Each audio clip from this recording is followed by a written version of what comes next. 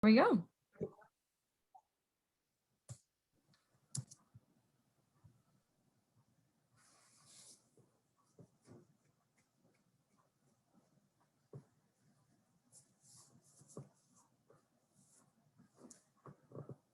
Hello, everyone. Welcome. We will get started in just about a minute or so. We're going to give people a chance to get in and get settled.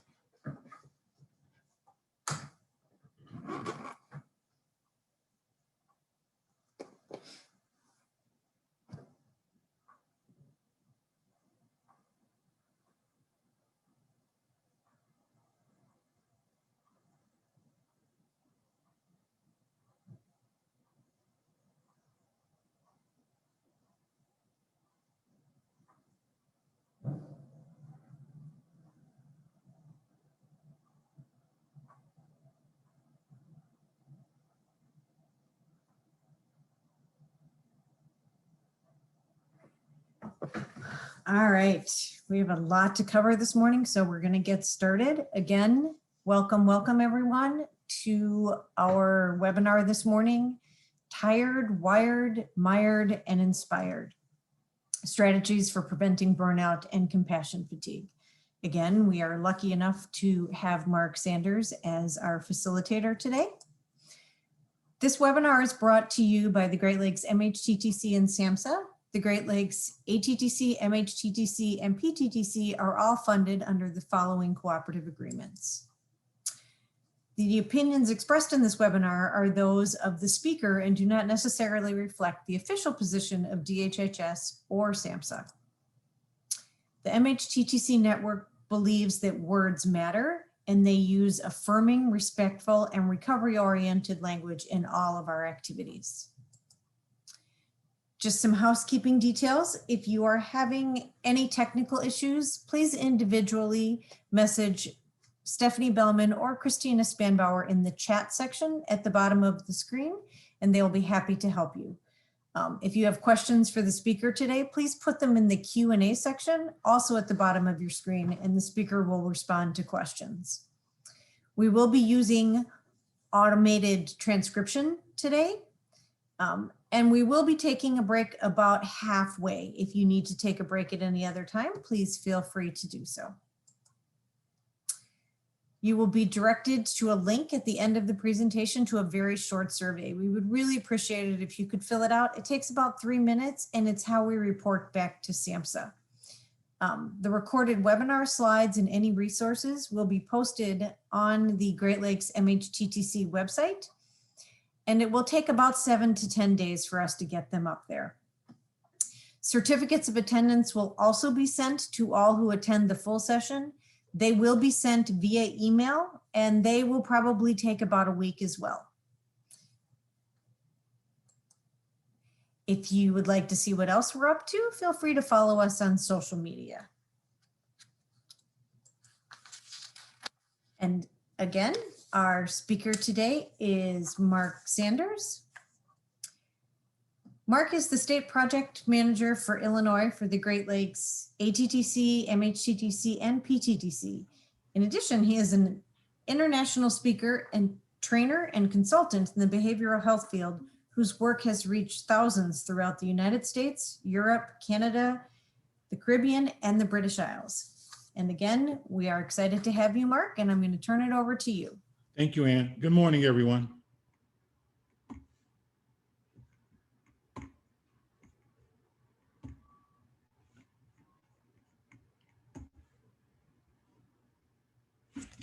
Would you repeat this long sentence with me?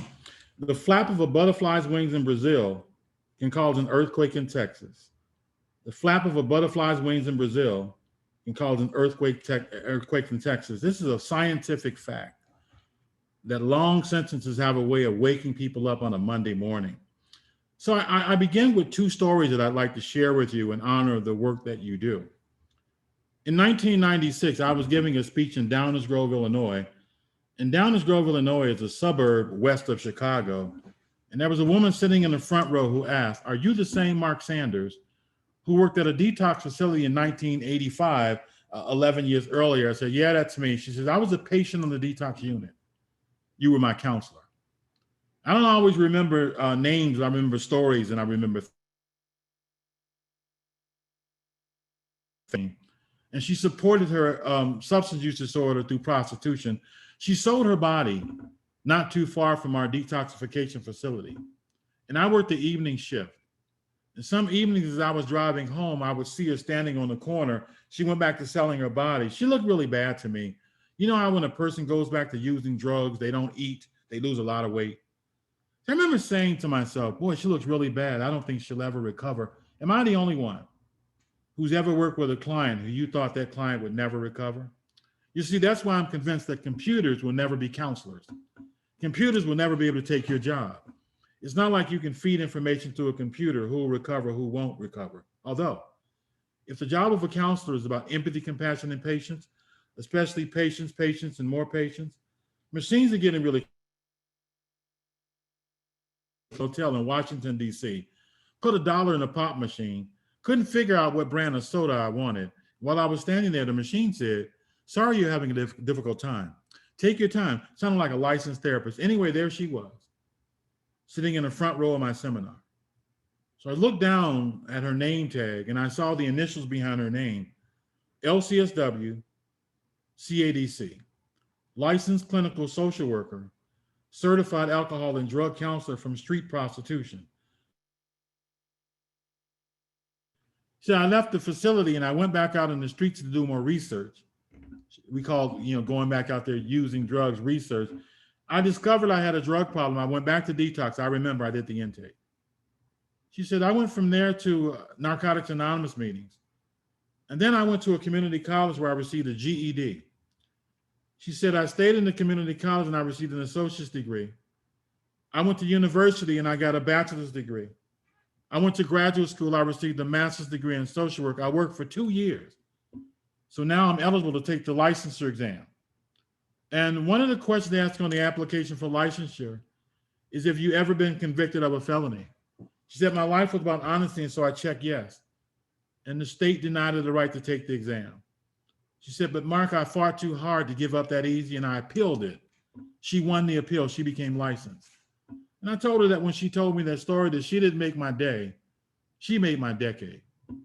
You see, I've been a licensed clinical social worker for 36 years. And what has kept me going is stories like that recovery story. They keep me inspired. As a matter of fact, what I've learned is that when you help someone with their recovery, mental health recovery, substance use disorders recovery, gratitude sits in. And once they become grateful, they start helping people. And then the people they help start helping people. And then those that they help start helping people. It basically means that your great work never ends. The second story was told to me by a friend of mine named Greg Risberg. He started off as a social worker in the backdrops of public housing in Chicago. And then he became first a school teacher, then a social worker, then a motivational speaker. He told me that one day a man called him at midnight and woke him up and asked, are you the same Greg Risberg?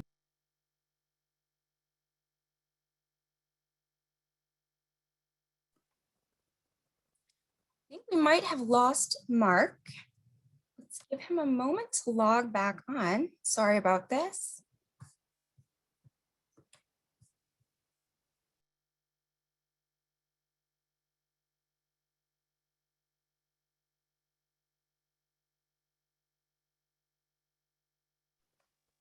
And thank you again for joining us. While we wait for Mark to get back on, I just wanted to mention again, you do have questions for him as we're going through the presentation. Please feel free to put them in the Q&A that is located at the bottom of your screen.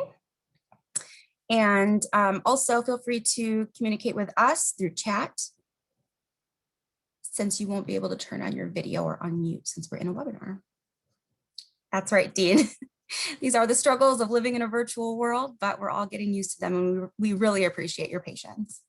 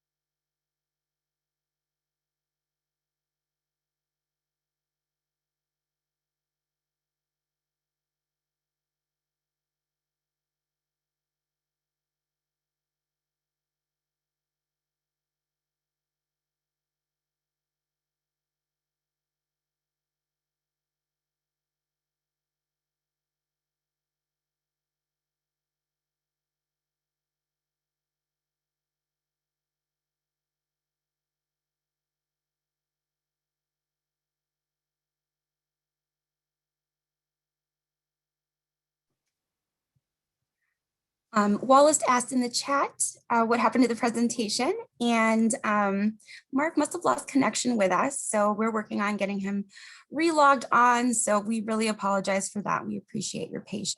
We expect to be able to pick right back up from where he left off, so if you have a moment to give us, oh, he's logging on right now, so thank you again, everyone.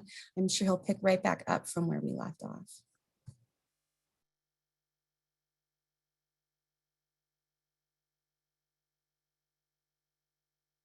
It says that I can't start the host has stopped it. So if am I co-host? This is Mark. You are now. Go ahead and try sharing your. Perfect. So I heard you, Christina, tell people that I would pick up right where I left off. So I'm going to pick up right where I left off. I was telling the story about my friend Greg Risberg, the 4th grade teacher who received a phone call from a man who said, "You changed my life." So we were living in poverty, and every Friday you would sit the class in a large circle and you would have us to read the newspaper from cover to cover.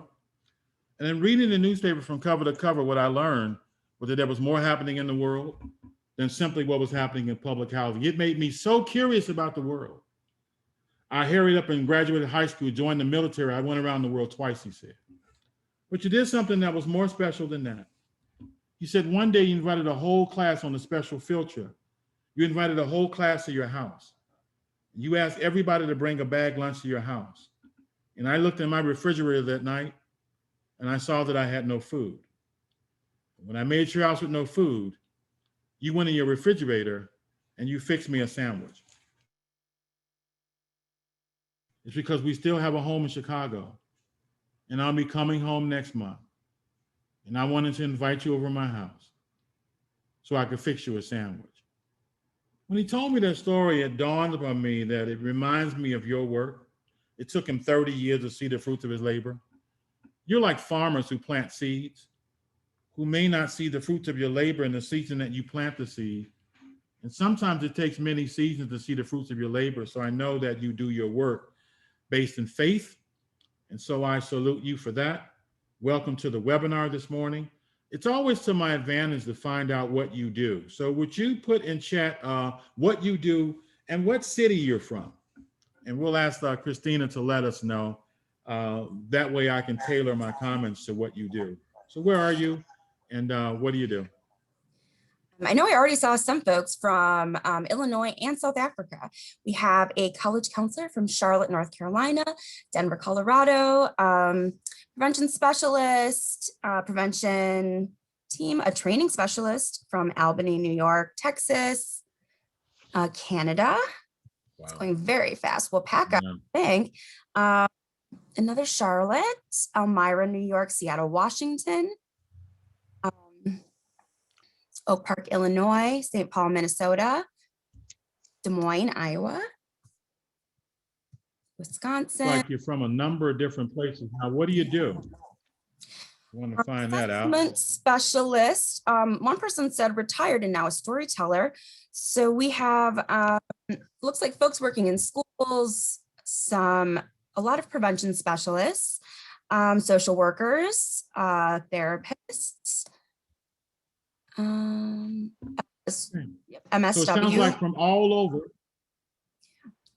the United States in a range of occupations, Canada, South Africa, New York, right?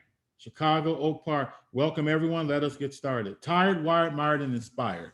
Strategy for preventing burnout and compassion fatigue. We start with a definition of key terms.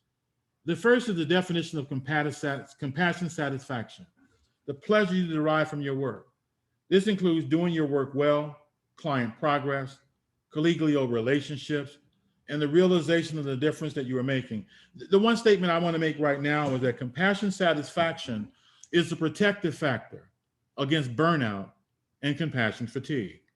And then we have a definition of compassion fatigue. It reads, secondary trauma as a result of the internalization of the client's traumatic experiences. You see, I'm flipping through here and I'm looking at your pictures and you don't look like you've been through a lot, but you've been through a lot.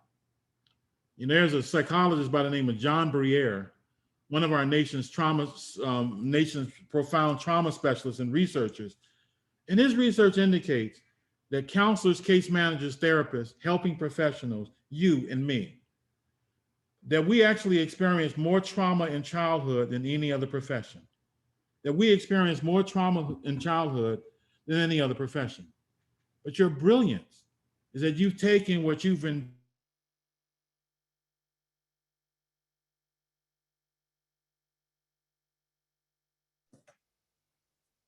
Oh no.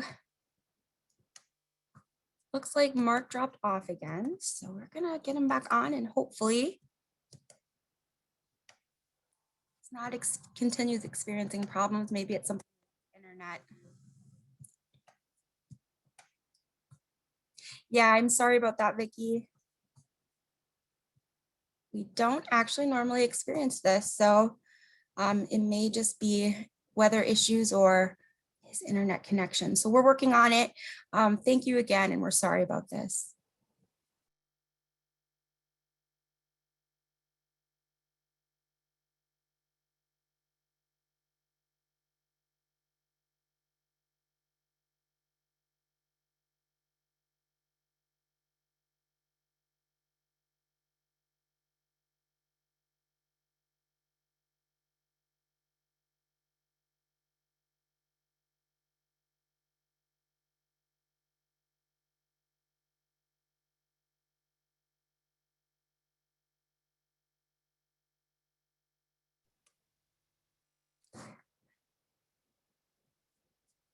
Yes, I feel you, Brenda. We all needed this. This is a good Monday morning thing. So we are working on it. And I just sent him a message. So I believe he's going to be logging back on here shortly.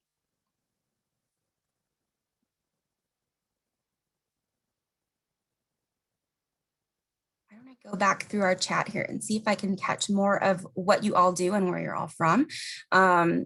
If Mark hadn't mentioned it, our team is based out of Madison, Wisconsin, at the University of Wisconsin. Although we don't all who work in the center actually live in Madison, but that's where I'm coming to you from today. Mark is in Chicago, Illinois. Compassion, satisfaction, I like that. So it looks like we have a lot of social workers, program coordinators, a grad student, domestic violence, drug and alcohol counseling, a pregnancy counselor.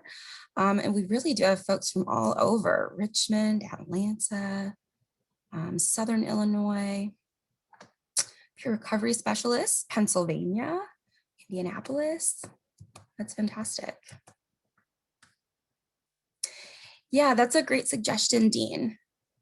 I will ask him since he is reconnecting now. Hold on, Mark, let me get you co-host rights again.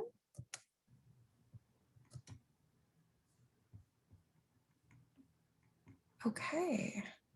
All right, so I, like a resourceful social worker, I have a backup plan. I don't know what's happening here, but if it happens again, I shall shift computers and let us continue. Thank you.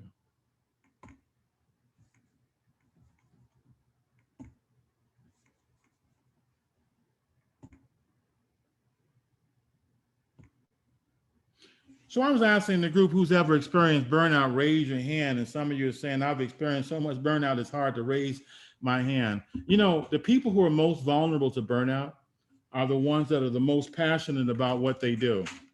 And if you've never been on fire, then you're not as vulnerable to burnout as the rest of the folks that are with us today. A form of compassion fatigue that develops much slower than secondary trauma. Burnout has a gradual onset and is associated with a non-supportive work environment, toxic organizational dynamics, a large caseload, and the feeling that your work does not make a difference. Notice that nowhere in the definition does it say that challenging clients are a cause of burnout. You know, Mark, I don't mean to interrupt you, but your video stopped and your audio cut out once. I'm wondering if you turn your video off, if it will reduce the amount of bandwidth that you're using and hopefully make your overall internet connection better so that at least we can hear you and see the screen. Thank you. So I'm doing that right now.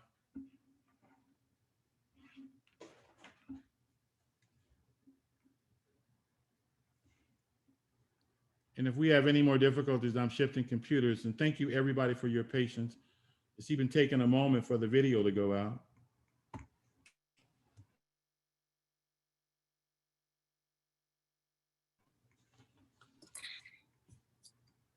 And Mark, Stephanie also put the call-in info in the chat in case you need it.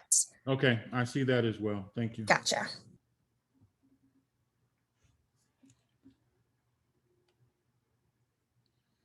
Can you hear me though? Yep, the sound is good. Okay, so let me see if I can stop the video. I can try stopping it for you too. Okay, thank you. So I was pointing out that it's not difficult clients that really cause burnout. It's really toxic organizational dynamics.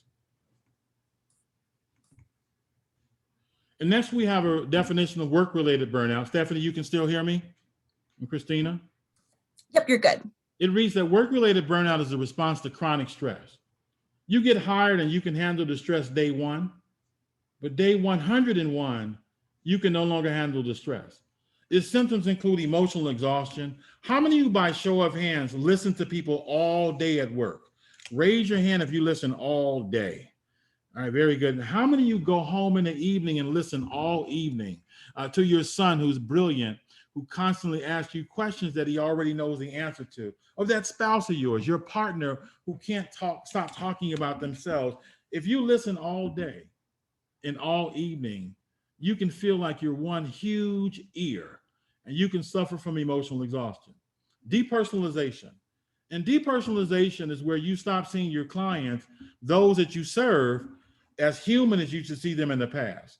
Anyone who's ever had a large caseload is vulnerable to depersonalization.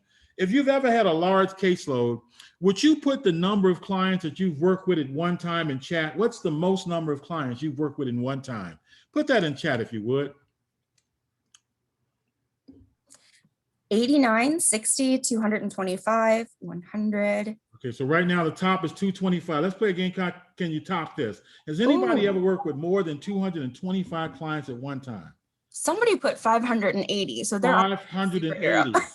580 clients. That is the largest I've ever heard. Would you give them a round of applause for surviving the largest caseload in the history of caseloads? You ever had a caseload so large that one day you're walking down the street and you see somebody walking towards you and you say they look vaguely familiar, only to realize you did their intake like 5 minutes ago? A caseload so large that one day you're in the mall and there's 1,000 people in the mall and their faces start to blend into one, and you start to wonder if all of them had been on your caseload at one time or another. You know who has a bad case of depersonalization, where they begin to dehumanize their clients? Sometimes they're people who work in public aid offices. You walk in a public aid office, take a number next. Sometimes the same with Social Security. One time I went to a Baskin Robbins ice cream parlor, 31 flavors. You know Baskin Robbins. I walked in, the person behind the counter said, take a number next. And I was the only person there. If we're not careful, this can catch up to us.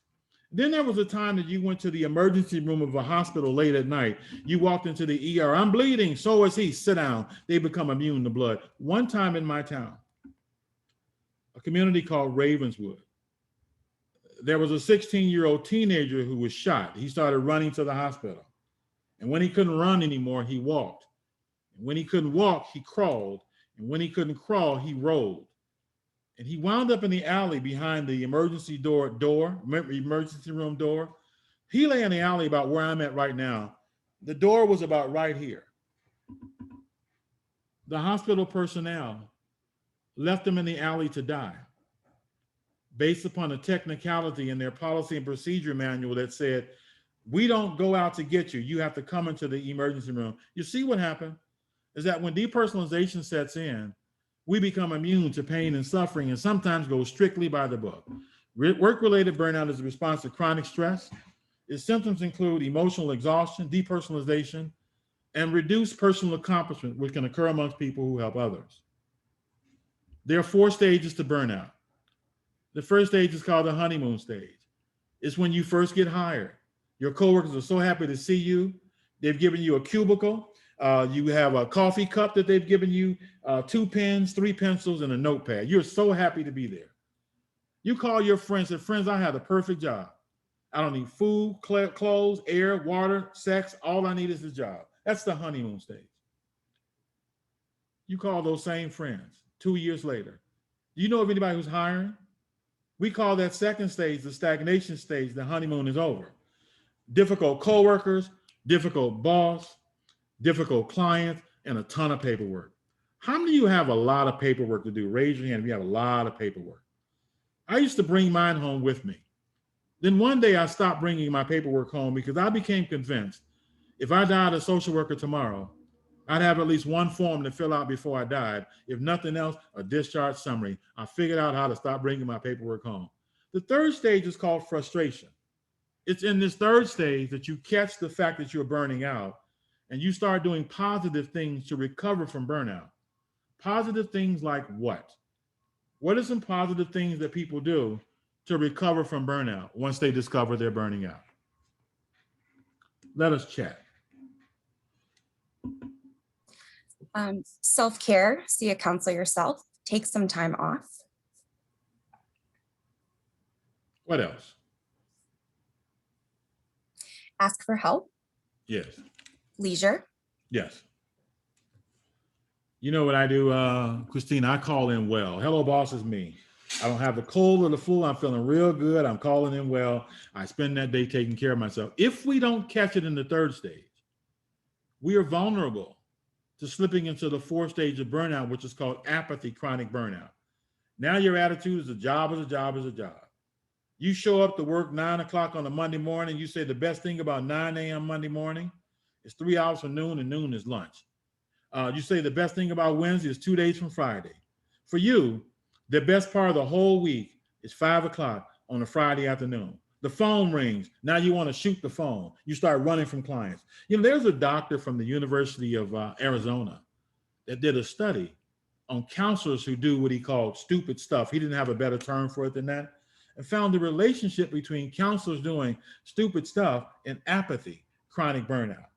Things like marrying a client, moving a client in your home, adopting a client's child, things like smoking weed with a client behind the agency, not expecting the client not to tell and thinking that your coworkers can't smell the weed.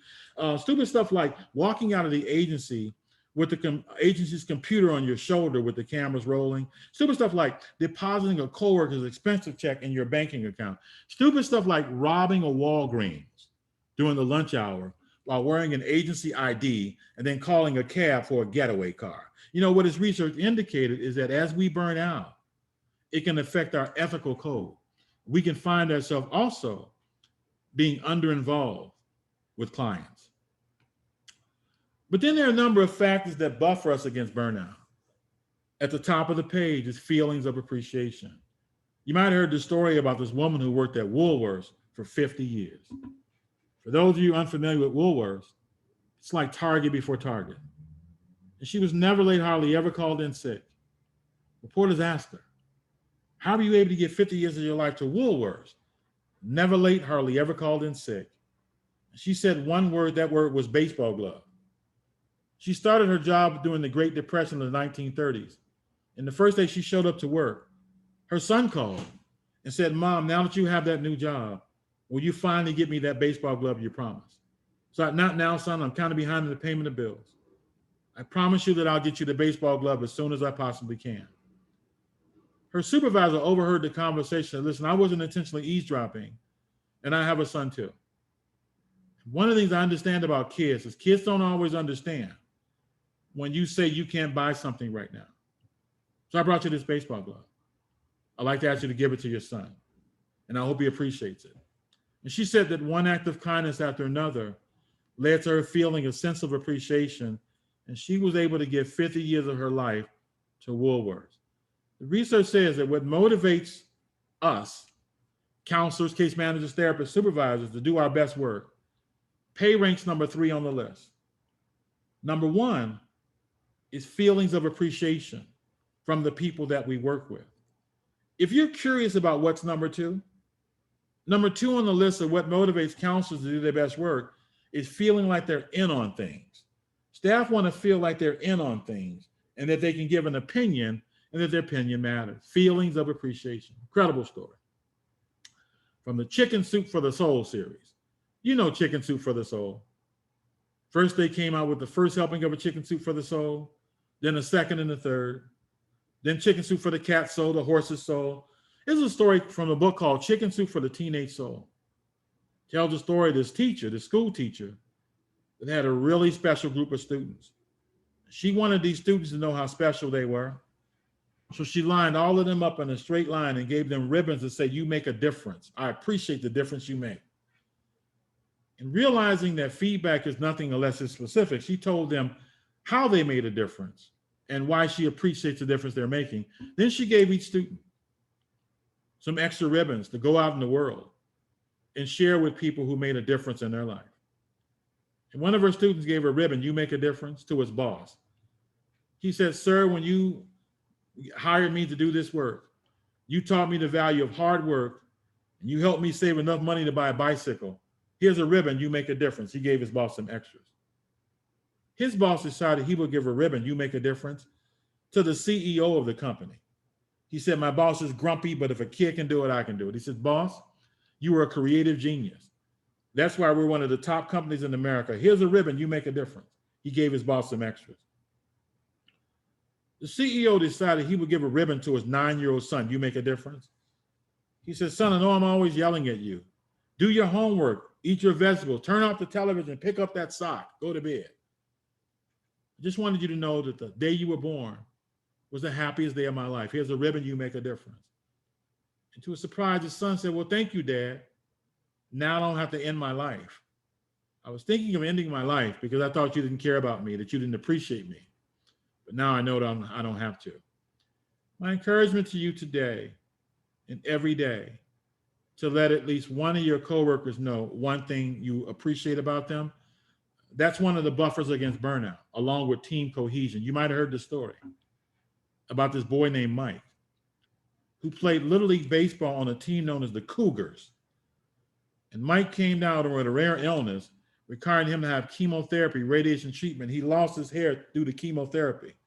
And he was embarrassed to go to the next Cougars baseball game, because at the beginning of each game, the team would line up along the third base line. They would take off their hats and place their hats over their heart, and they would sing the national anthem. And he was afraid that everyone would laugh at him when they saw that he had no hair. And his father talked him into going to the next Cougars baseball game. And right before Mike took off his hat, all 25 of his teammates took off their hats first. And he saw that they all shaved off their hair. They looked at him and they said, "Once a Cougar, always a Cougar." Truth be told, my friends, is that when we're connected to cohesive teams, that's a protective factor against burnout and compassion fatigue. A third factor that buffers us is open communication, that when we as a staff can talk to each other openly without censoring our words, that too is a protective factor against burnout and compassion fatigue. And then, of course, proactive strategies to deal with chronic stress, like seminars on burnout and compassion fatigue, taking a team on a retreat. All of these things can help. Wellness strategies at work. Effective supervisor-supervisee relationships. You might have heard the story about this boy that was asked to draw a picture of someone significant to the family. So he drew 2 circles representing the body of this person significant to the family, and he gave the drawing no ears, no arms, no legs, no feet, and fangs for teeth. And they were about to send the boy to see a psychologist, but they called his father. His father said, "Who is that picture, son?" The boy said, "Well, Dad, that's your boss. You said he never listened to you, so I figured he had no ears. You said he never helped you, so I figured your boss had no arms. You said your boss never left his desk, so I figured he had no legs and feet. And you said he's always yelling at you, so I figured he had fangs for teeth." The truth of the matter is that people join organizations and they leave immediate supervisors. It is that relationship that when it goes well, seems like everything goes well, right? That relationship is important. You know, I offer a quote that right now may sound like a cliche. If you're a leader hearing the sound of my voice, the quote is that no one cares how much we know unless they know how much we care. A good supervisor-supervisee relationship is a protective factor against burnout and compassion fatigue. Creativity. You know, there's a book that's called The Artist's Way. And the author says that each of us are born an artist. As a matter of fact, if you ask your average 5-year-old child, who's the best singer in the world, he says he is. But by age 10, he doesn't think he can sing at all. Anyway, in the book, The Artist's Way, the author says that many people who say they're burned out, they're not burned out, they're bored out. They're bored from doing the same job the same way, day in and day out. She said that the opposite of creativity is depression. Then the author said, no, the opposite of creativity is death. That when we're not being creative at work, inventing new things, then it's like we're dying inside. And then finally, a factor that buffers us against burnout is an individual's decision to take responsibility for managing their own burnout. So I have a question for you. Let us chat. There are organizational dynamics that can facilitate burnout. And then there are individual qualities within us that increases the chances of burnout. Whose responsibility is it to manage our burnout? What percentage of that responsibility lays within the organization, and what percentage of that responsibility is our own? And your number should add up to 100%. Who's responsible for managing our burnout? Us or the organization? Put a percentage on both, if you would. Someone said 50-50, some said 100% ourselves. Yeah, and so I would say that 50-50 is also like saying 100-100. Any other responses? Who's responsible for managing our burnout? Someone said, let me scroll back up, 30% the organization, so 70 us, 80% us, 20 the organization, a few more 100s on either side, and a few more 50-50s. Thank you, Christina. So let's talk about factors that help us increase the risk of burnout. I shall share the first factor in the form of a question. Has anyone ever been to Toledo, Ohio? Anybody been to Toledo, Ohio? Raise your hand if you ever been to Toledo, Ohio. Okay, why? Just kidding. Is anyone here from Toledo, Ohio? If you're from Toledo, Ohio, would you say yes in chat? Because I want to get permission to tell this story. So one day I did a speech in Toledo, Ohio, and if you were standing next to me and looked at the facial expression on the people in the room, you'd have thought that something bad happened, a tragedy. They looked so depressed. It took me a few minutes into the presentation to realize that this was the most chronically burned out group of workers I'd ever seen in my life. Here's the catch. The program had only been in existence for 6 months. Question: how can a program be in existence for just 6 months and the entire staff is burned out? Would you put your response in chat? How can an organization be in existence for just 6 months and the entire staff is burned out? What do you think? Poor leadership, no direction. Community stress, poor management or leadership, poor work environment, insufficient structure. Let me make it interesting.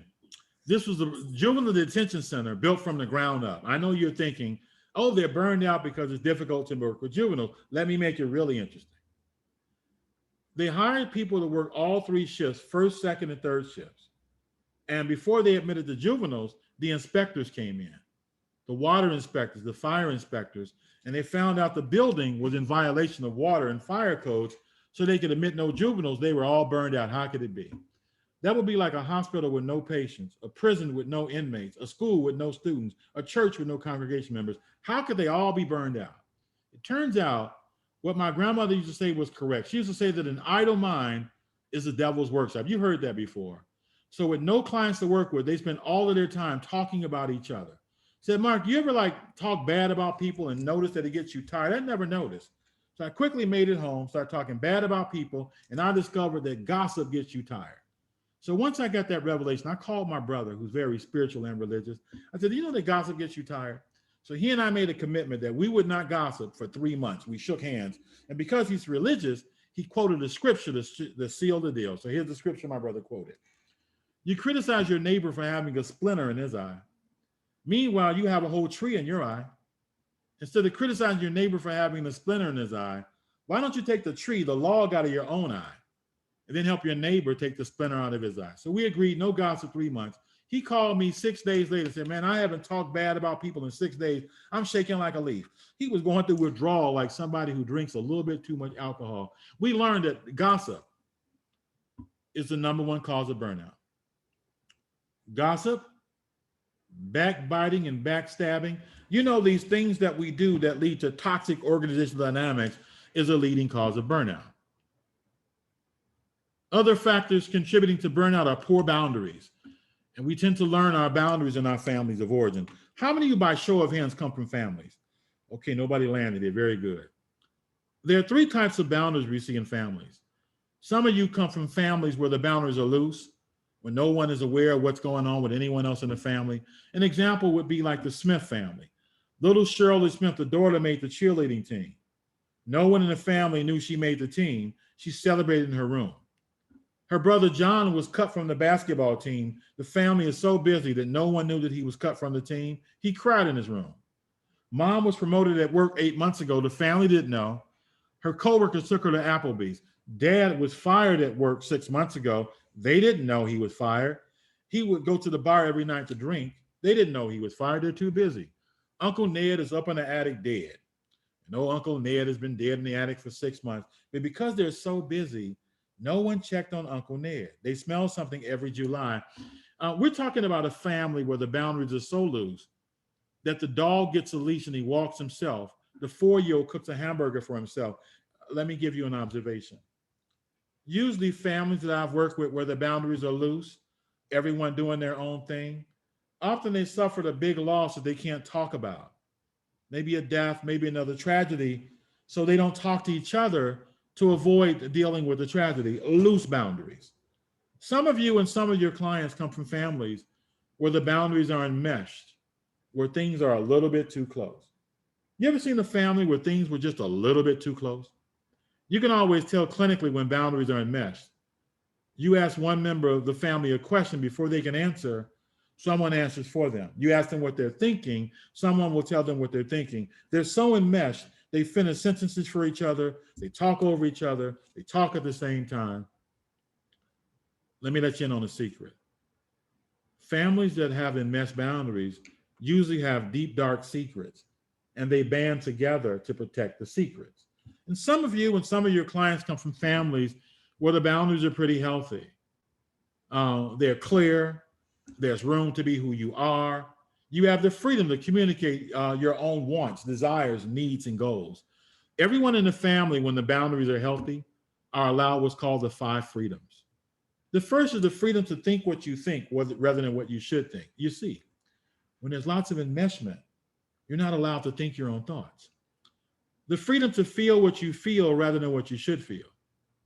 The freedom to want what you want rather than what you should want. Should children get everything they want? Of course not. Should they be allowed to want it? Of course, because when your wants are shamed, you become a social worker. Just kidding. The freedom to see what you see rather than what you should see. 2 short stories. The first is about actor Samuel L. Jackson, who starred in a movie called Eve's Bayou, filmed in New Orleans. Samuel Jackson played the role of a Southern doctor who made house calls. And one day his 9-year-old daughter, Eve, opened the door and saw her father, Samuel L. Jackson, on top of one of his female patients making a house call. She slammed the door. And later that night, she met with her big sister, who was about 2 years older than Eve. And she said to her sister, I saw Daddy on top of Mrs. Such and Such making a house call. And her big sister put her arm around Eve, said, Eve, no, that's not what you saw. This is what you saw. There's some families that are so enmeshed that you can't even see what you see. My favorite aunt, my Aunt Annie, died, and I was invited to speak at her funeral. And so I started talking. I said, when we were kids growing up, me and my siblings, the 5 of us, we stayed for a short amount of time in a 3-bedroom apartment with our grandparents and their 14 kids. 21 of us in a 3-bedroom apartment. And of course, there were not enough beds, I told the congregation. So I slept at the foot of my Aunt Annie's bed. And every night before I went to sleep, I would put out her art portfolio and look at her beautiful paintings. So I told the congregation that my first dream in life was to be a great artist like my Aunt Annie.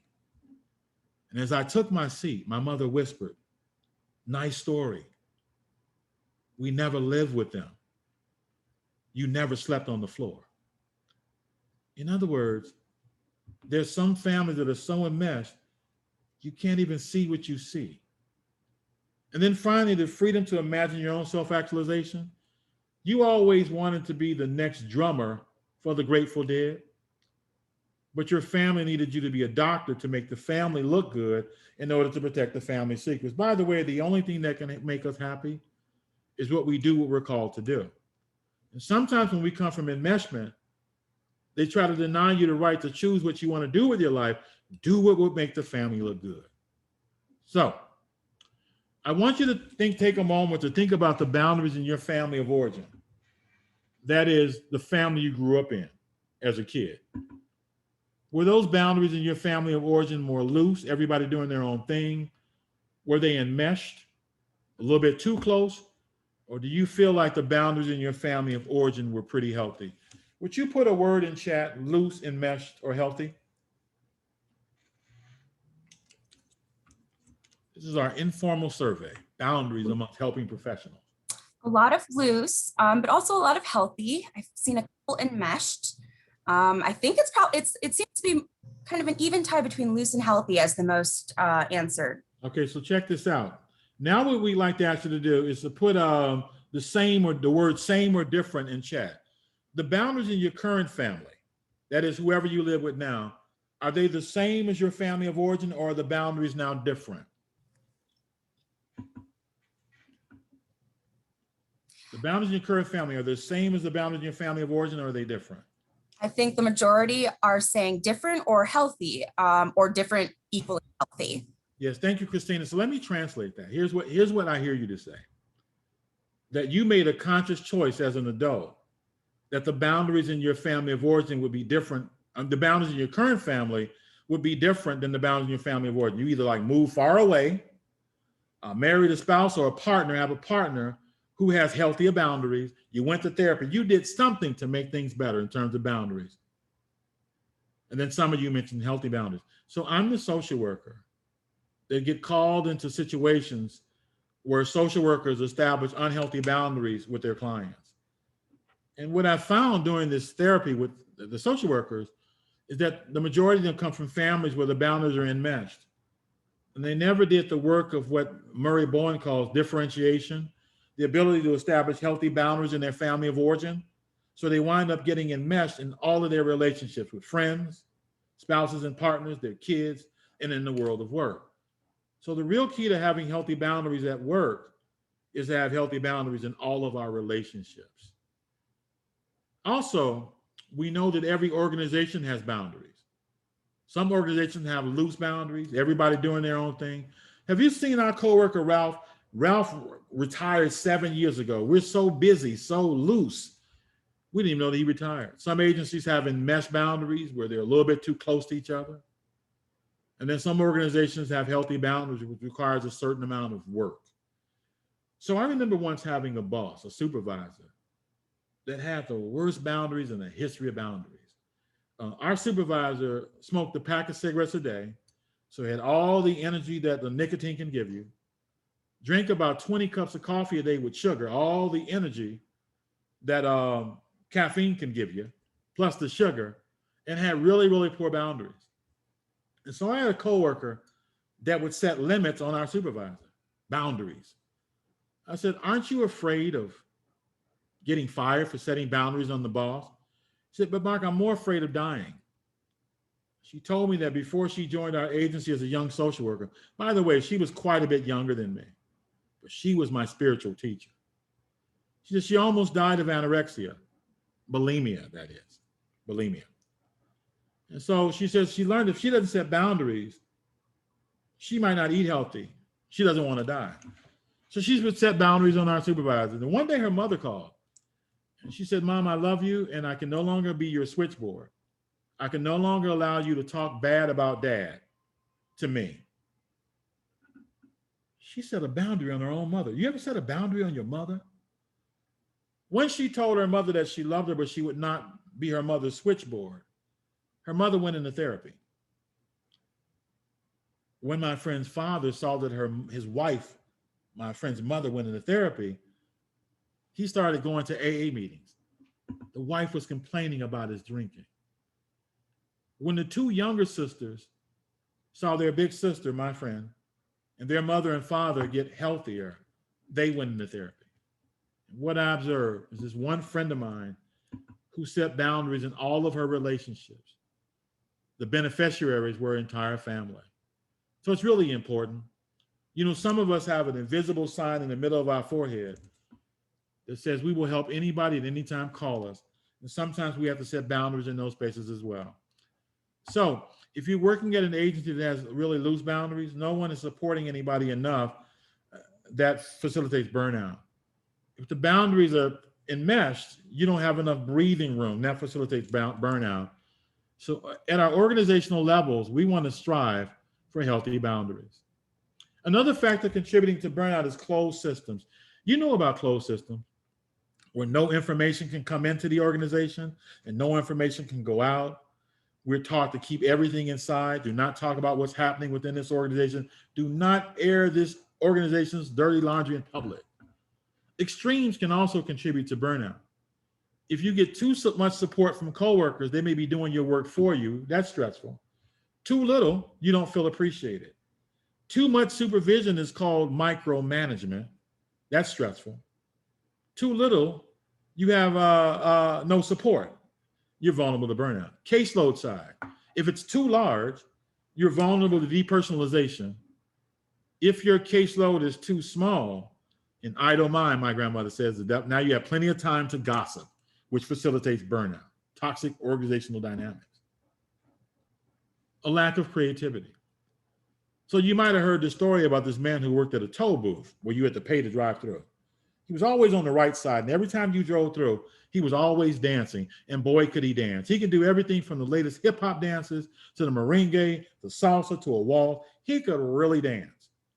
But it was really striking because you noticed that all of his coworkers in the toll booth were always standing still. So one day you drove through the dancer's lane and you says, how come every time I drive through here, you're dancing? And the dancer said, and your coworkers are standing still, he was asked. He said, you see the things that my coworkers are standing and said, sure. Those aren't toll booths. Those are caskets. He said, my coworkers have died of boredom a long time ago. He said, you see, what I'm standing in is not a toll booth. It's a dance studio. I'm a creative genius. Let me lean in for dramatic effect. I've been a social worker for 36 years. Part of my secret to longevity is always creating something new to do. A new group, a new procedure, a new way of working with clients. Creativity, a lack of creativity, helps to facilitate burnout in the workplace. Tension in work relationships. You might have heard the story about this U.S. soldier stationed in Afghanistan. And she flew back home to New Jersey to get married. And then she flew back to Afghanistan. And she lost her hand in battle. Her coworkers, her best friends in the military, went back on the battlefield and found her hand so they can give her back that wedding band that was lodged on her finger. When we have good relationships with our coworkers, when we have a friend at work, that's a protective factor against burnout and compassion fatigue, continuous stress, and of course, feeling ineffective in the work that we do. So let's take a moment before we take our break. How do you define success in your work? Would you put a short answer in chat? How do you know when you're successful?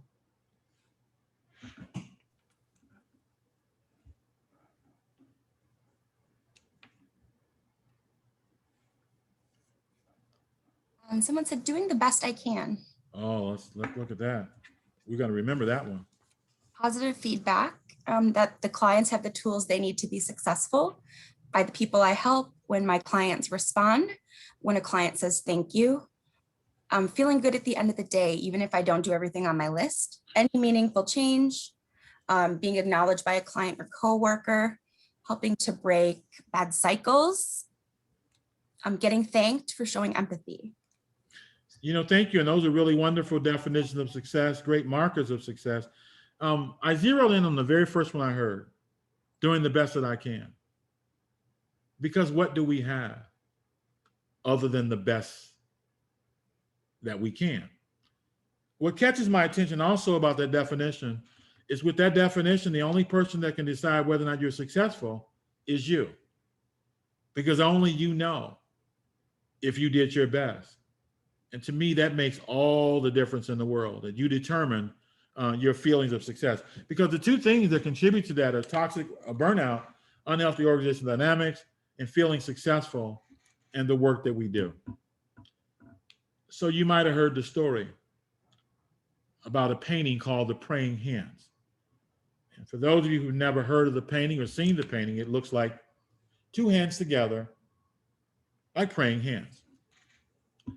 And so I became curious about the painting of The Praying Hands, and I looked it up, the story, that painting was painted by a man by the name of Albrecht Dürer during the 15th century in Germany. From the time he was a little boy, he always wanted to be an artist. So did his brother Albert. The problem was they had 18 siblings, and they were really poor. So the two brothers decided they would flip a coin, and whoever lost the coin toss would go and work in the coal mines and send the other one to art school. And then upon graduation, they would switch roles. And Albert won the coin toss, and he went to a famous art school in Nuremberg, Germany. And he distinguished himself as the greatest artist in all of Germany the 4 years he was in college. So upon graduation, they held a dinner for him in their small town. And everyone was praising him and his incredible artistic talent, especially his father. Looked at his father and said, "Dad, instead of praising me, you ought to praise my brother Albert. He was the one who went and worked in the coal mines to send me to art school." He looked over to Albert and said, "Albert, now that I've gone to art school, it's your turn. I'll go and work in the coal mines and support your education through art school." And Albert held his hands up and he says, "My dear brother, while you were away in art school, every bone in both of my hands were crushed from having worked in the coal mines." He said, "In addition to that, I got a case of arthritis so bad last year in my hands from working in the coal mines that I could barely lift this fork to eat, let alone operate a paintbrush." He said, "No, my dear brother, I won't be going to art school." And Albert took a good look at his brother's hands and he painted his brother's hands. And those are the hands behind the painting of The Praying Hands. If you ever look at it again, I invite you to look up close to the hands. They're imperfect, these hands. Lots of scrapes, scratches, and bruises on those hands. Of course, he got those in the coal mines as well. What it says to me is behind every success, there are people behind the scenes who rarely get credit. And as it pertains to mental health recovery and substance use disorders recovery and recovery from COVID-19 and recovery from the economic recession, you are the people behind the scenes that are making a difference. I don't know of any work that's more important than the work that you do. As far as I'm concerned, you're successful. When we come back, we'll break for 10 minutes. We'll talk about compassion fatigue and some fun and interesting ways how to recover from both. So I'll see you in 10 minutes. Thank you. Thanks, Mark. So we'll come back at 10 after the hour. I'll put up a timer since we have people from all over different time zones. So we have some music and a visual. Oh, thank you, Stephanie.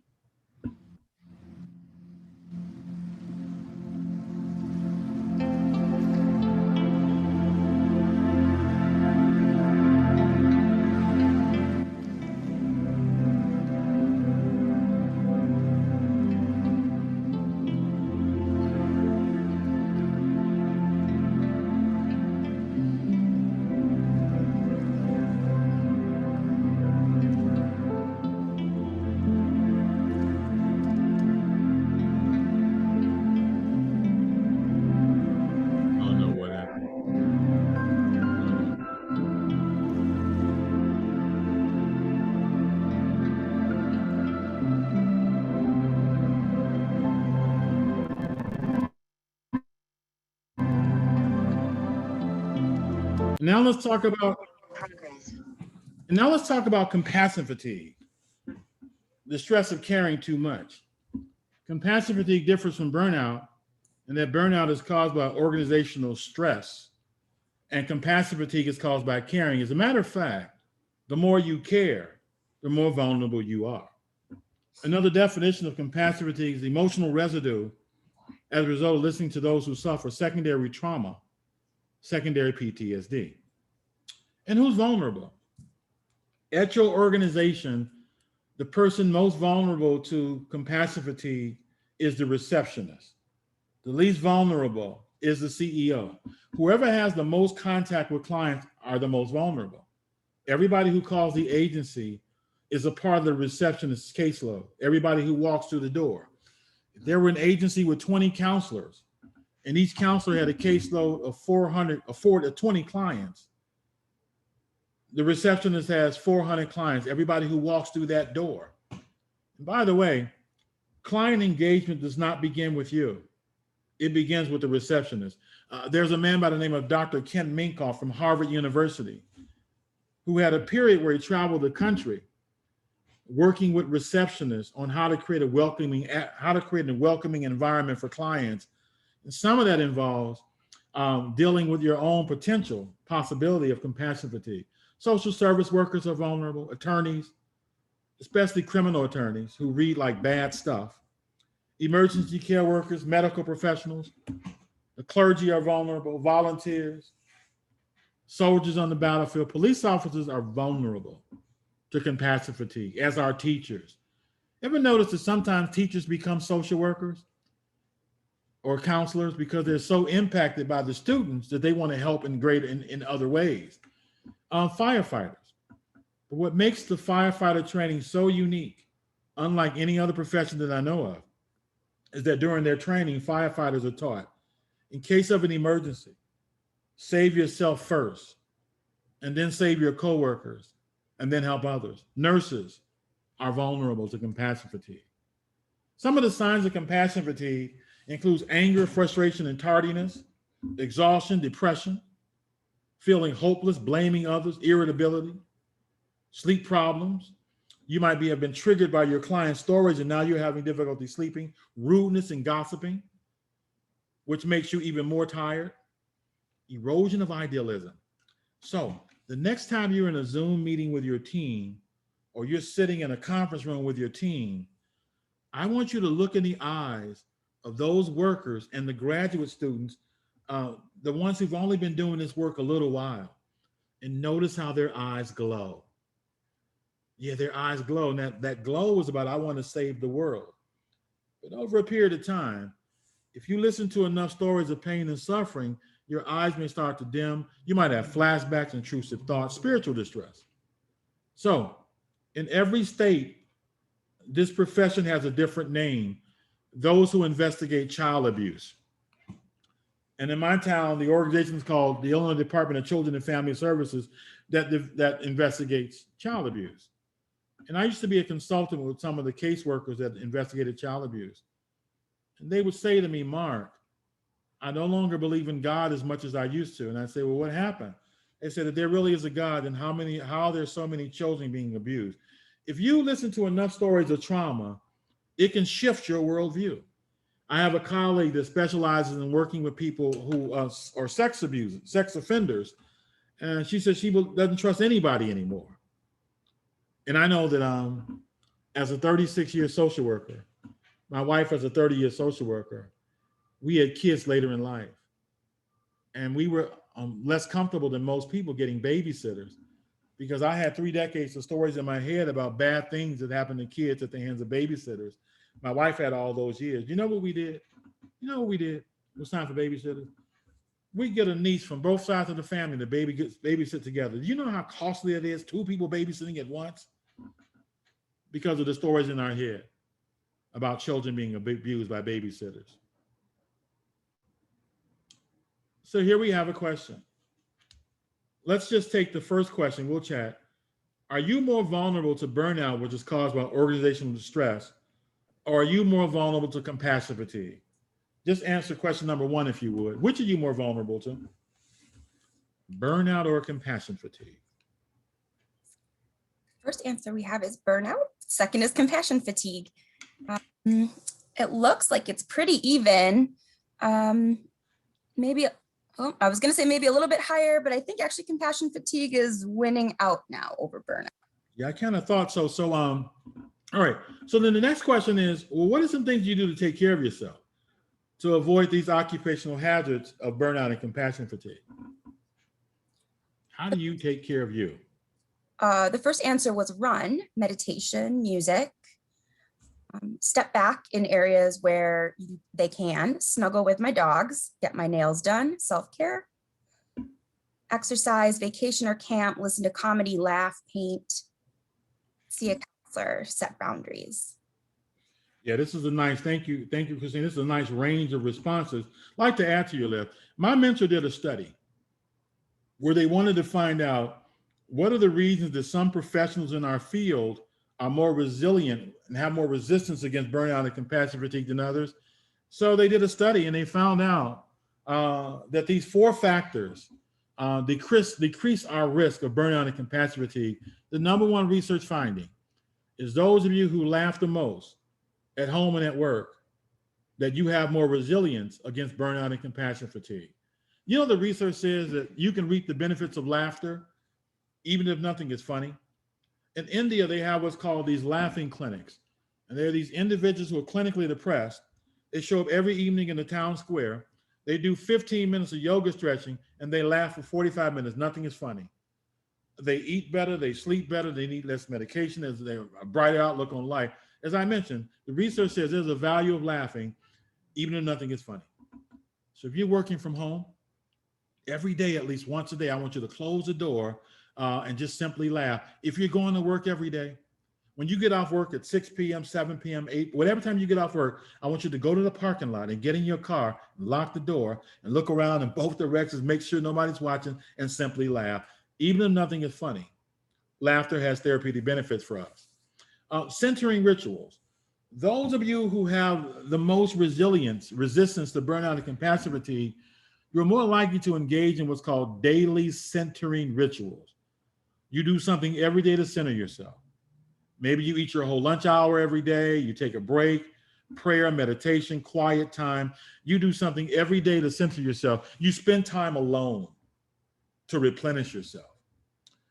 Remembering your ideals. That is why you became a helping professional in the first place. A buddy of mine bought a church that had almost burned to the ground for $1. It was in the 1990s, and he asked me and his closest friends would we come to the church to repair it because it almost burned to the ground. I was already burned out then. I didn't want to go, but people pay attention to who shows up. I showed up. We repaired the church. A few months later, he had the first church service, and there were 50 choir members there and 200 visitors. There were 250 of us attending this first church service. And he told us that the family that lived adjacent to the church had a child that recently died. And he asked us, will we go into the alley and stand underneath their window and sing to them so they know that somebody cared that they lost a child. So we were in the alley, dust in the alley, dirt in the alley. It was cold in the alley. And I didn't know the words to the song, but I was singing anyway. It felt so good to be in that alley. Gang members came down the alley. They asked us what we're doing. They joined us in the singing. There's about 260 of us in the alley singing, cold, dirt on my shoes, cold, freezing. It felt so good to be in the alley. I asked myself, when was the last time you felt this good about giving, purely for the sake of giving? It was when I was 22 years old and I got a job as a case manager, and I didn't care anything about my salary. All I wanted to do was help. Here's what the research says. Those of you who engage in meaningful acts of service, volunteerism, meaningful volunteerism, that you experience less burnout and compassion fatigue than those that don't. Now, there's a caveat. The volunteerism has to be meaningful to you. Because if you're a helping professional, the world always has something to do for you to do. But if it's meaningful for you, in other words, I've even go so far as to say that if you do trauma-related work, whatever you volunteer to do should have nothing to do with trauma. What the research says is that meaningful acts of service, volunteerism, replenishes us because it reminds us why we became a helping professional in the first place. What helps with compassion fatigue? Daily breaks and lunch, healthy boundaries, avoiding triangles, staying out of other people's mess and chaos, creativity. helps with burnout and compassion fatigue. Support from colleagues that we work with and those that we don't. Support from coworkers. Support from a supervisor, family, friends, and mentors. All that helps. Balance helps. It reads that individuals experiencing compassion fatigue are often leading lives that are out of balance. Too much focus on giving and not enough on balance. An important part of recovery from compassion fatigue involves putting first things first. So we step away and we start to look at how we're spending our time.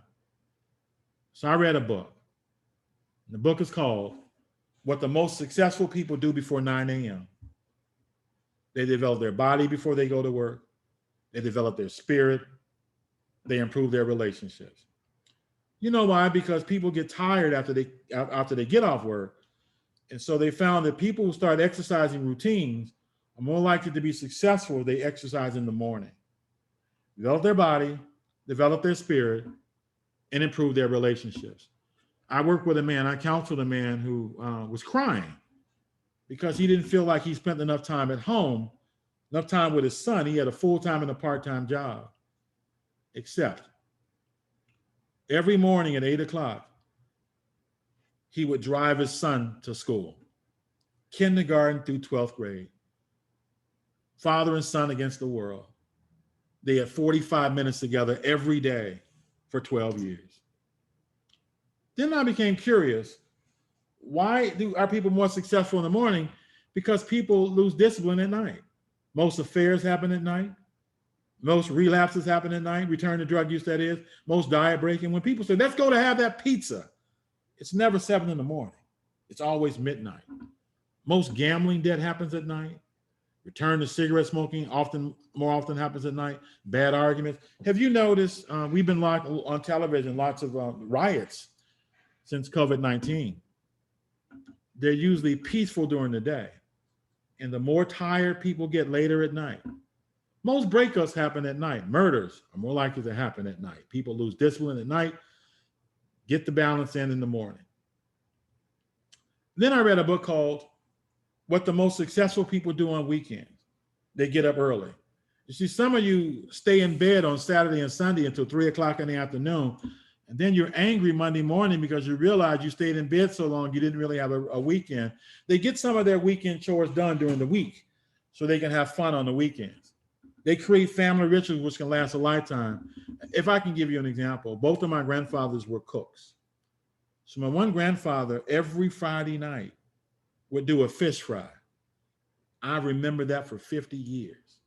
And the other grandfather would cook breakfast for us on Sunday mornings. I remember that for 50 years. They do 3 activities that are meaningful or fun. The last 2 to 3 hours, the last 2 to 3 hours, the last one occurring on Sunday evenings after 6 p.m. so that they know that they actually had a weekend. You see, I have a moment of clarity and epiphany. There are 52 weekends in the year.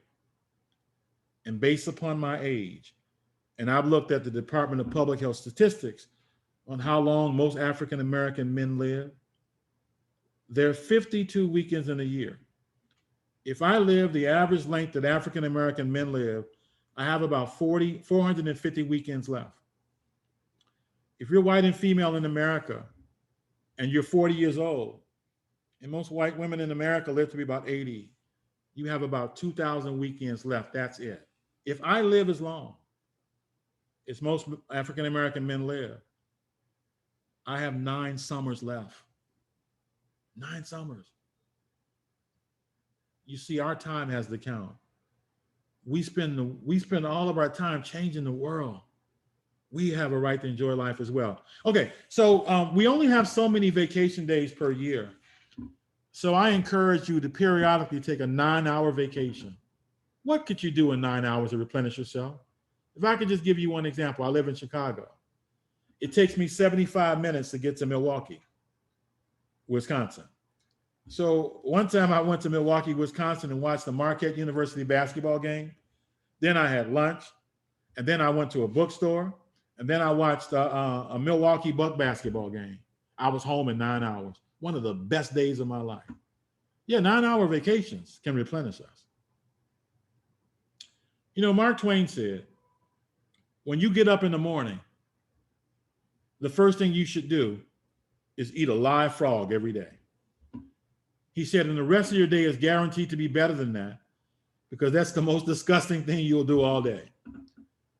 And what the live frog represents are things that we procrastinate on.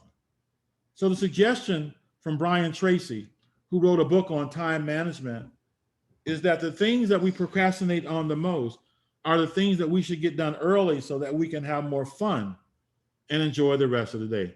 For some of you, I bet it's your paperwork. So I'd like to ask you to take a piece of paper and letter it A, B, C, and D. A, B, C, and D. Take a moment. A, B, and C, and D. I'm going to give you a task. If you ask me what's most important to me without blinking, I would tell you that my children are most important to me. And yet I can't tell you how many times I walk past one of my children to see if one of you sent me an email or called me on my phone. One day I was downtown Chicago and I was headed home to do more paperwork. And the cab driver looked at me through the rearview mirror and said, "Can I tell you a story?" I said, "Sure." He said, "One day a man got in my cab and said, 'Roll the windows up, turn the air conditioner on, turn the radio off. Take me to O'Hare Airport. I have a plane to catch.'" "Yes, sir."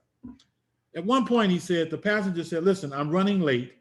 I'm taking a plane from Chicago to California. If you get me to the airport on time, I'll give you a $100 tip." "Are you kidding? I can't get a ticket. If I speed, I'll get a ticket." As soon as the cab got close to O'Hare Airport, the exit, they saw a huge gush of black smoke in the air. And the passenger said, "Turn on the radio. Let's hear what happened." And they turned on the radio, and what they heard was that there was an American Airlines flight that had just crashed coming out of the runway. And everybody on the plane went up and died. So he sat back in his seat. He looked at his ticket and he saw that that was the flight he was supposed to be on. So he said in a low voice, "I want you to take this cab and turn it around and take me to Union train station." I said, "Oh, you want to take a train from here to California?" I said, "No, I'm taking a train from here to Ohio. That's where my family's at." This has put things in perspective for me. It's not about working all the time. It's about loving and spending time with people who you love. I don't know how he knew to tell me that story, but I didn't do any paperwork that night. I spent time with my 3-year-old son. So under A, B, C, and D, I'd like to ask you to write down the 4 things that are most important to you in the world. What are the 4 things that are most important to you?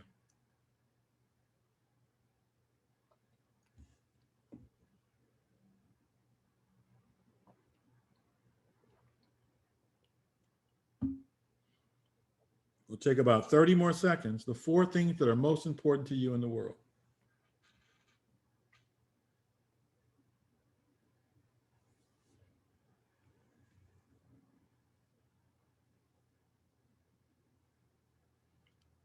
Okay. Next to each one, I'd like to ask you to write yes or no to the question next to each one. Does each of them receive the time and attention from you that they deserve? Does each of them receive the time and attention from you that they deserve? A yes or no next to each one.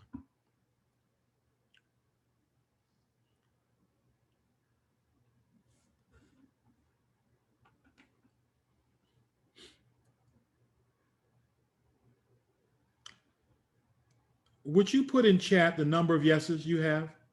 How many yeses? First person that answered had 2 yeses. 314 30242 11 202.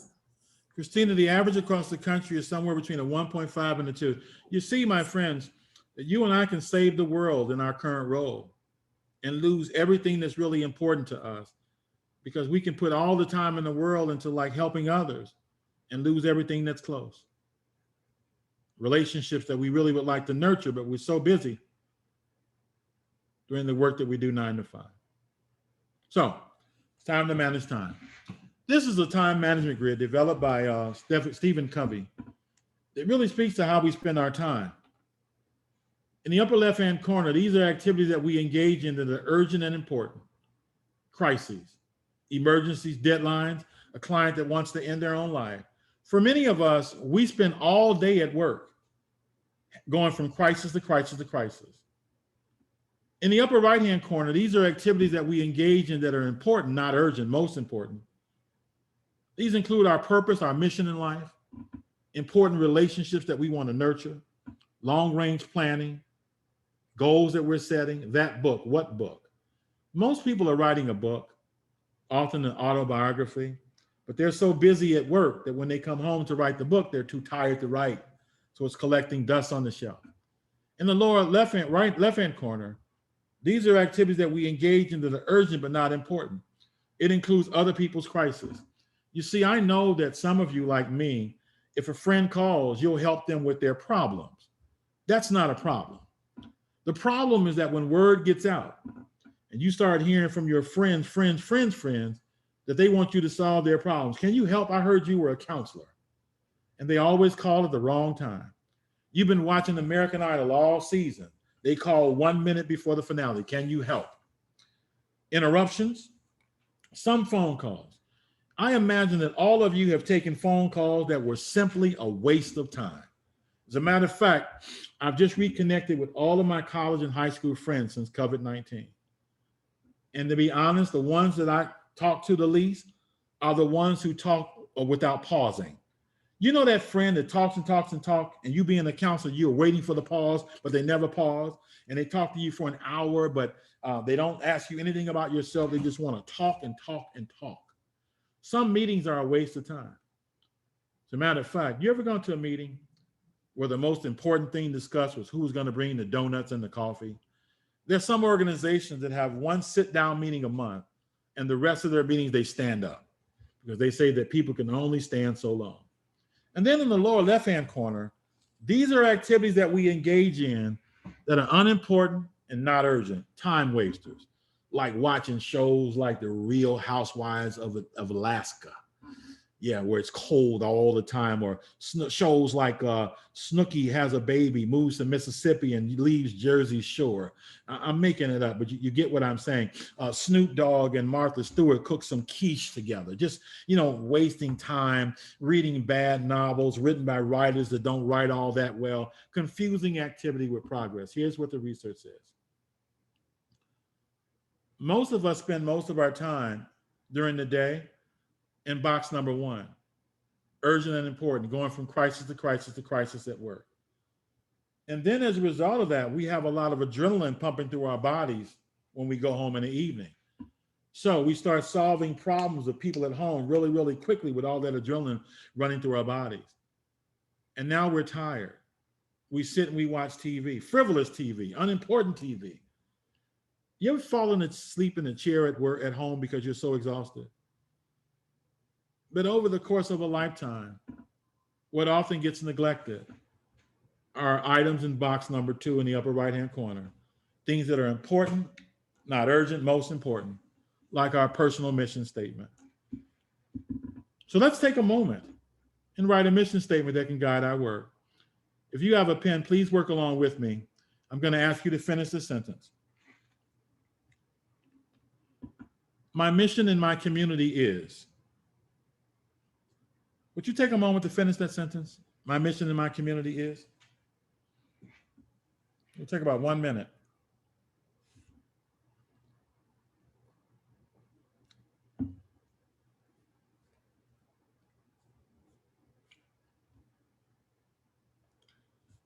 We would like to hear from a few people. What's your mission in your community? To live with intention, to make the community a better place to live and be, doing my best to help others. Okay, fantastic. Now, would you finish this stem right here? My mission at home is, so you've been working all day. What's your mission at home?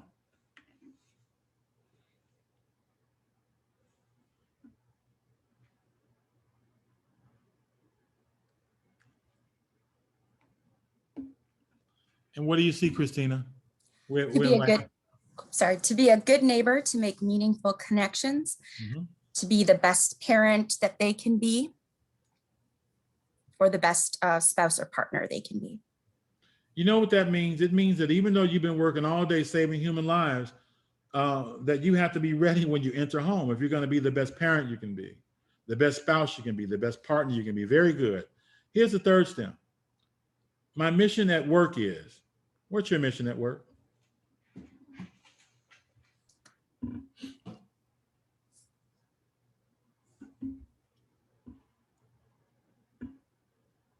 To not bring it home. Ah, that's interesting. Yeah. To ensure my clients' needs are met within my capacity. Great. To be a consummate professional and help others. Helping others to be successful, to have a productive day.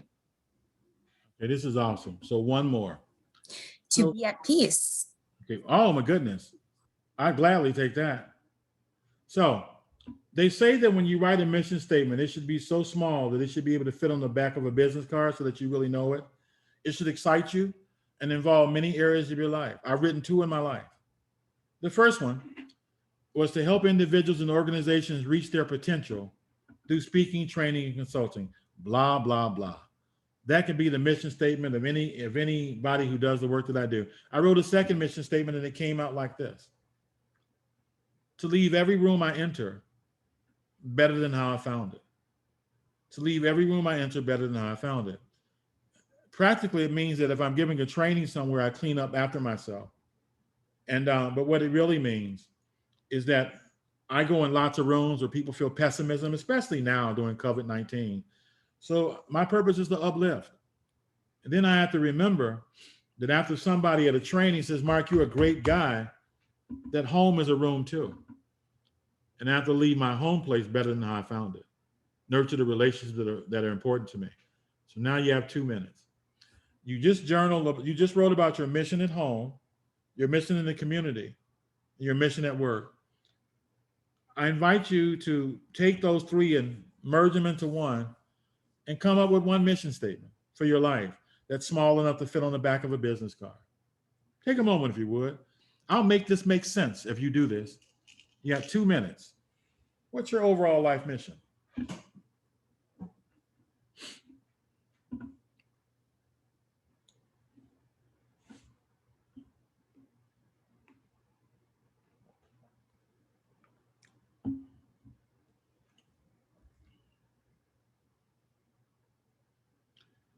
If you have it, feel free to put it in chat. What's your mission?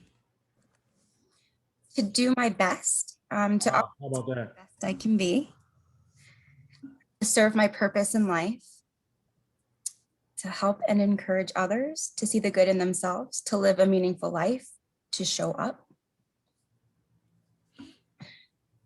to see others more clearly and as a reflection of myself, to do my best in everything I do and know my limitations. Nice and short and sweet. Very good. Okay, so they say that the 2 most important days of a person's life is 1, the day they're born, and number 2, the day they find out why they were born. When we discover our mission, our purpose in life, what a glorious day. So my mentor gets done like 30 times more than most people. He achieves 30 times more than most people. He has the same 24 hours in the day, but he gets so much done. We all know people like that. So one day I visited his office, his home office, and I saw part of how he gets so much done. So most of his requests come in through either his phone or his computer. And he has on the wall above his phone and his computer, his personal mission statement. He has above his phone and his computer a sign that says, life is not an emergency. And then the third thing above his phone and his computer is a hand with a puppet string. So I said, why do you have those 3 things?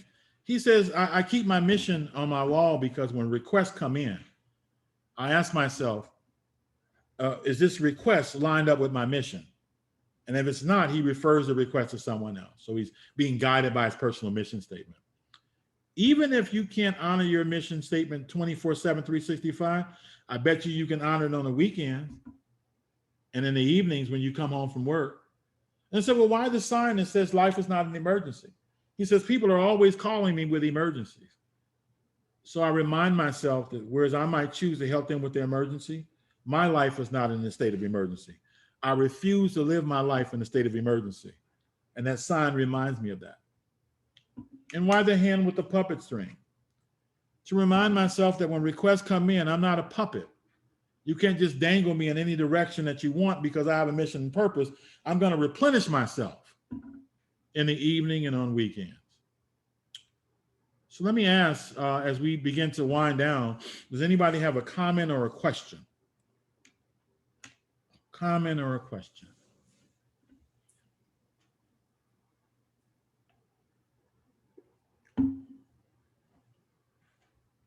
Brenda says, very motivating. Oh, thank you, Brenda. Let's see if we didn't have any questions in Q&A. Clara says, thank you for helping me to look inward. Thank you, Clara. Very inspiring. Valerie says, the best training on this topic. Thank you, Valerie. Very inspirational. Many people are thanking you and saying how helpful this is. I can't read everyone's names as they're going through. Thank you, Steph. Thank you, Christina. So I have a question for the group. And what I've learned over the years is less about anything that I teach and more about the action you take. So here's the question. You can put your response in chat. What's the action you're going to take when this webinar is over as a result of the time that we spent together today? What will you do with this information? What's your plan?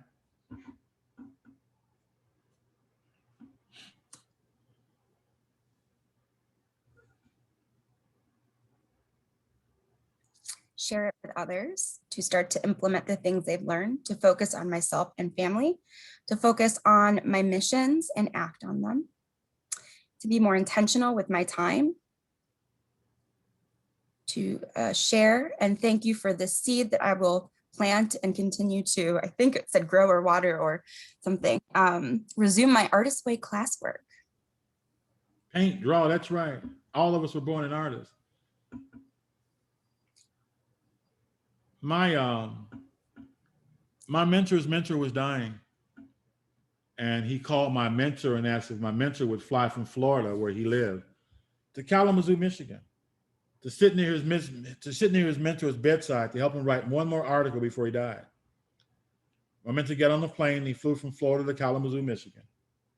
And he said to his mentor, "I love you, but this is really strange. You've written 400 articles.